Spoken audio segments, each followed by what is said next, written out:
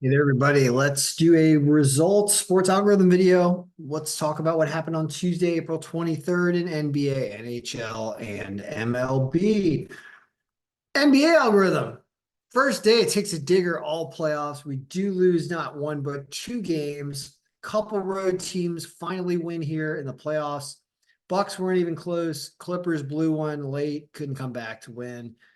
We were due for a loss. Let's just say that 13-0 is a pretty nice start. It happens. So NBA, boy, Clippers would have paid me off really nicely too had they won that last game, but they didn't. But Timberwolves do hold on, and of course, margin matters. So that team at the top finds a way to win and does win. At least these margins were so close that it's not completely surprising to see teams lose with just a 1 or 2% margin here, which is what you're kind of looking at. But it does happen. So NBA goes 1-2. Don't expect that to be the norm because it usually isn't. But it did happen today. Hockey. Hockey worked out pretty well today. You have, of course, the Rangers winning by a goal. Four Caps tried, actually had a lead in this game, but blew it. Florida, here you get almost, pretty much as close to an exact score as we can get with this projection. Florida wins in overtime. Colorado puts up some offense because they are an offensive team. This game does hit the over, so it was a pretty good day betting NHL wise. And Nashville finds that Casey DeSmith is not as good of a goalie as Thatcher Demko, and they managed to win this game 4-1. Trouble in Vancouver. I think they're saying Demko might even be out for the rest of the series with whatever injury he has. So trouble on the west coast of Canada, that is for sure. So 2-2 day, but not as bad as it looks because there were signs that Vancouver was going to be in trouble with Casey DeSmith in net. So hockey is a pretty good day, actually. Now, let's go over to baseball, talk baseball. So at our combination string 488 that we were using, at least Kansas City wins. I mean, our streak of picks of the day continues to win. We're almost up to a week now, I believe, of picks of the day winning. Kansas City does hold on, wins 3-2. Baltimore doesn't do it, though. The Dodgers do, and then we just have trouble. Tampa Bay blowing the lead. I don't know what happened in the St. Louis game. They lose by almost 2 touchdowns. And then we had this Miami game on this combination as an underdog winning, but they were not on the macro average. When you look at the macro average over here, it actually favored Atlanta down here, which is a sign that this combination string needs to be removed from the one that we use every day. And also the fact that we were only 7-8 today. We only hit 3 out of 6 underdogs on here. Boston blows one late. Milwaukee had a AAA pitcher. San Diego doesn't compete. Oakland loses by 1, which is not that bad of a prediction here. Cubs win. Cincinnati wins. Boy, if you're the White Sox and you have a 5-2 lead in the 8th inning, it is not safe. Nope. White Sox are professional losers, and they lose tonight. Of course, I had them. I didn't take them plus 1.5. I had them, and that game lost. And San Francisco beats the Mets. Now there's a bright sign here as I ran the macro already on the results. And here's what I found out. Looking through the macro results, I saw a couple combinations that won 11 games, 3 of them actually. Combination 178 is the one I'm focusing on, and that's the one we're going to go with tomorrow, and I'll explain why as we look at the results with combination 178.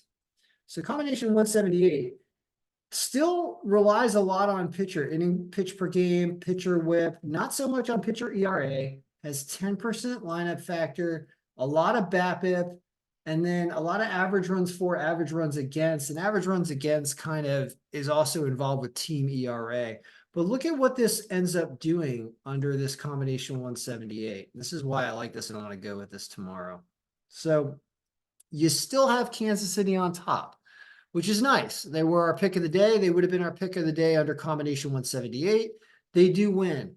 Baltimore, Grayson Rodriguez has an abnormally bad start. He'd been pitching great all year. It doesn't happen today. So you lose that game. But then you get Dodgers. You get a team against the White Sox, right? Minnesota winning. You have Atlanta properly on this list. San Diego blew a lead in this game to Colorado. Tampa Bay also blew a lead to Detroit. You get the Yankees, but it's further down, and you also get them with not a lot of runs, and they didn't score a lot of runs. Milwaukee had a AAA pitcher, so I'm not too worried about that because we're using his AAA pitcher stats. And then you get the rest of these winners, including the Cubs.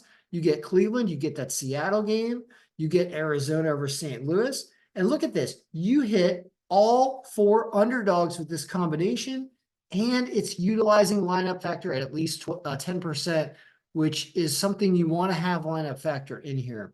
So this is a good sign that we're moving a little bit away from massive starting pitcher stats as we get a little bit later into the season, and the starting pitchers are not necessarily going to go as long. I mean, we're kind of iffy right now. We're still in the first month of the season, but you don't want to completely rely on the starting pitcher.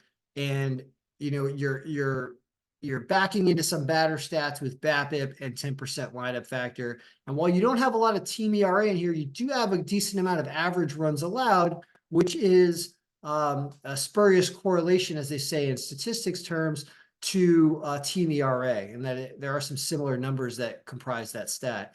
So this is a pretty good combo, and we will go with this tomorrow. So in summary, we do get the pick of the day, which is important. And it was a mixed lackluster day. Some of the unders hit, you're under in the Yankees game. What was the other under? Was it the Angels game? Can't remember. We didn't hit the over in the Tampa Bay game. I know that there was a couple unders. Oh yeah, we hit the under in the Seattle game and we hit the under in the Yankees game, both of which were mentioned in the video. So mixed day, but to hit the pick of the day is important.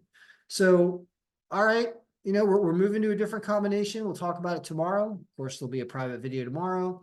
If you want to purchase any of these algorithms or subscribe to MLB for the last week of April as I do this, you can do that on kenbraverman.com. Getting a lot of emails.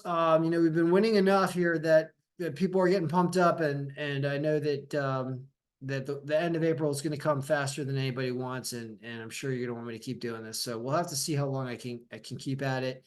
I might consider a May subscription because I do think I actually will have time in May to do this. So we might do that. We're working on it. All right. So good luck, everyone. I hope your picks won today. I know Kansas City did. The Clippers won. I would have had a winning day, but they didn't. So we just lost. But what are you going to do? All right. Good luck, everybody. Hope your picks won and continue to be winning.